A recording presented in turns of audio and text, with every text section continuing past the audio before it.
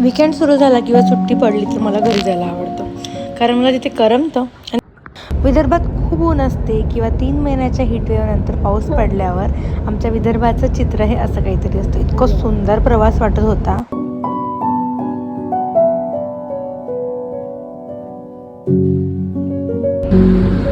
घरी गेल्यावर भरपूर खाण्याचे ऑप्शन्स असतात. त्यातला हा एक पदार्थ जो आता सुरू आहे, आई बनवते, कधी कधी मी पण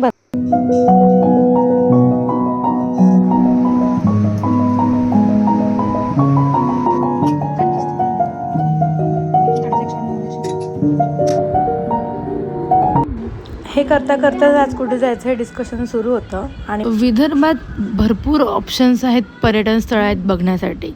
जसं विदर्भाचं आराध्य गजानन महाराजांचं शेगाव, लोणार सरोवर, ताडोबा अंधारी व्याघ्र प्रकल्प जे चंद्रपूर जिल्ह्यात आहे, आणि त्यातच भर म्हणजे महाकाली माता मंदिर, आणि तिथेच जायची ही तयारी सुरू होती.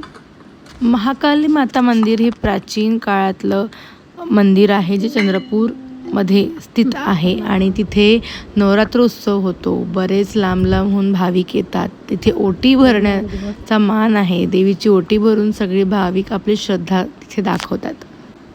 अशी मान्यता आहे की गोंड राजा जे होते पुरातन काळात, त्यांच्या हातून ह्या मंदिराची स्थापना झाली आहे, आणि बरेच आख्यायिका प्रसिद्ध आहे.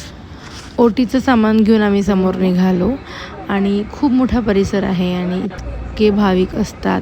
सगळ्यांची आपली आपली श्रद्धा असते. आपापल्या परंपरेनुसार, आपापल्या पद्धतीनुसार सगळे आपले तिथे पूजन करत असतात.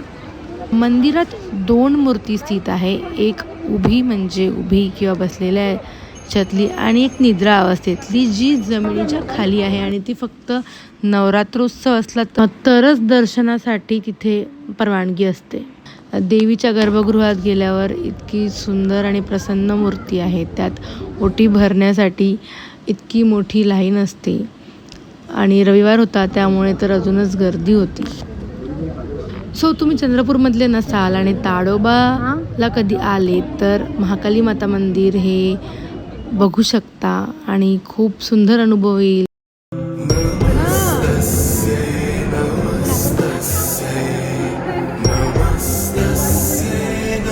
आणि विदर्भातील एका शक्तिपीठाचं दर्शन सुद्धा होईल.